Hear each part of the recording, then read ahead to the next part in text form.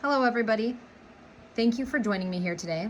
My name is Nadia Speicher, and I would like to present to you Ferpa, which is known as Family Educational Rights and Privacy Act. Now let's begin.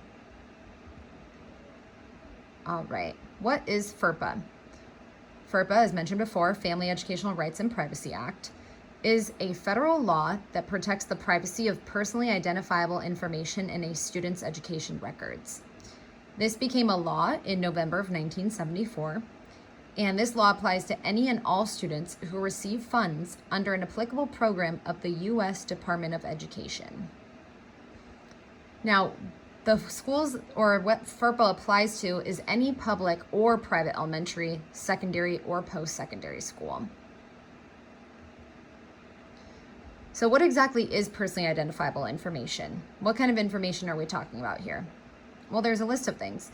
Personally identifiable information involves citizenship, religious affiliation, ethnicity, gender, grade point average, also known as GPA, any grade scores or exam scores, our social security number, along with our student ID, marital status, and disciplinary action.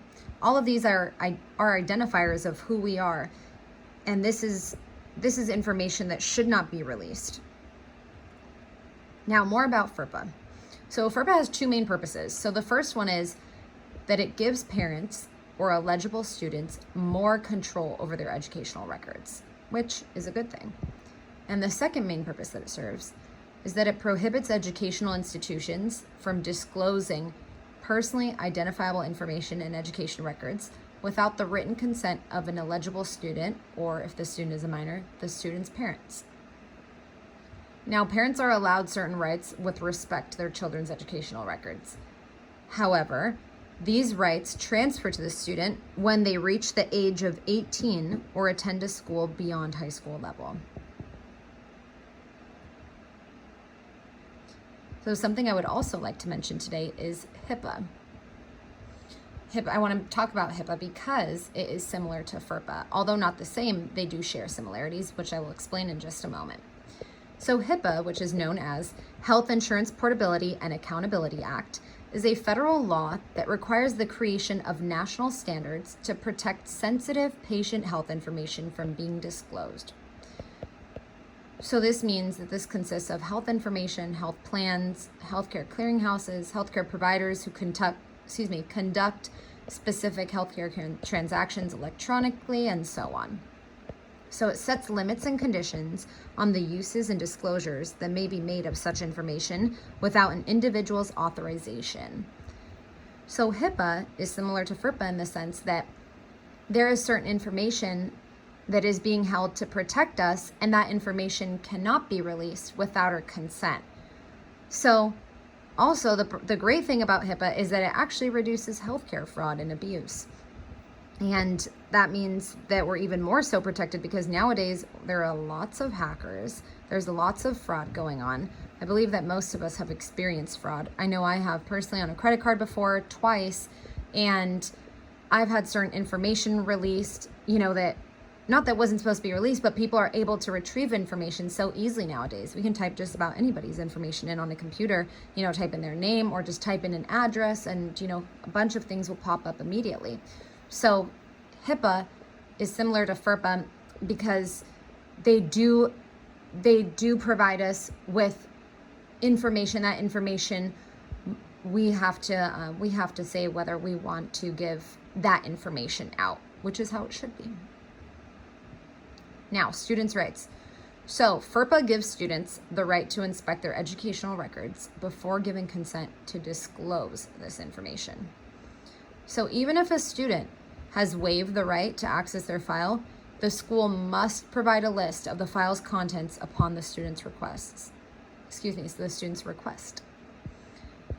if a student's file has changed in any way, like let's say there was an alteration or a replacement, something had to be done, or they fixed one little detail, it doesn't matter what it is, career services must notify the student that there has been a change before deciding to disclose the file's contents to a potential employer or graduate school.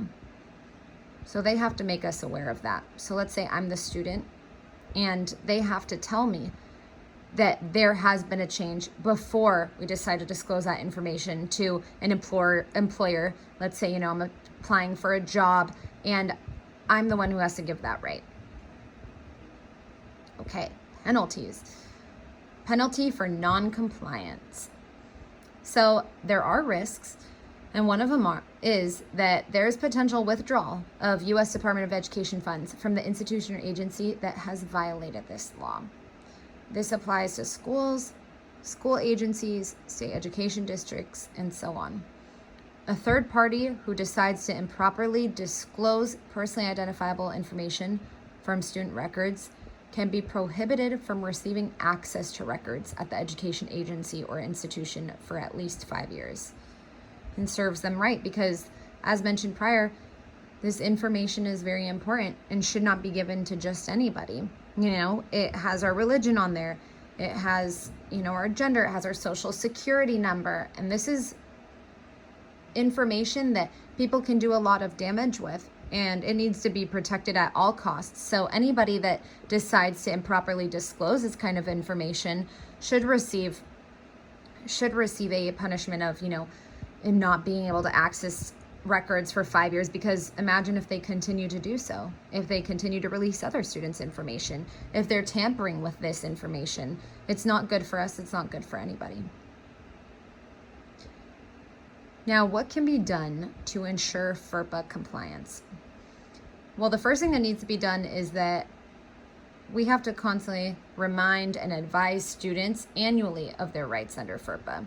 It's a good reminder, even if we may know it and we're like, yeah, we heard this last time. We know what FERPA is. I'm gonna sign off on it. No big deal. I don't care. It's good to be reminded because you always think it doesn't happen to you, but then it very much could.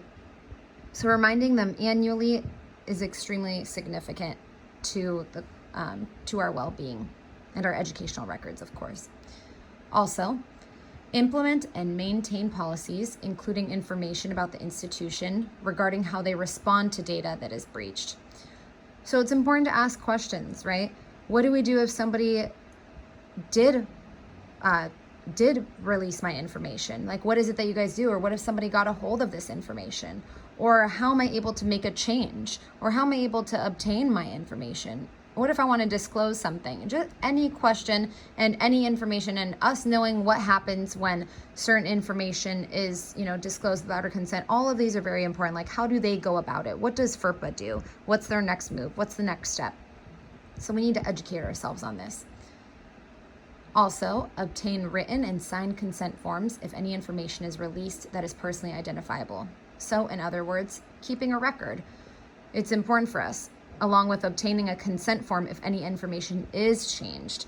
So consent forms, having them written, signed, are crucial to our educational records because we want to keep that record of what happened, when, why, how. So any little change that goes on or anything that, is different within our file is something that we want to know.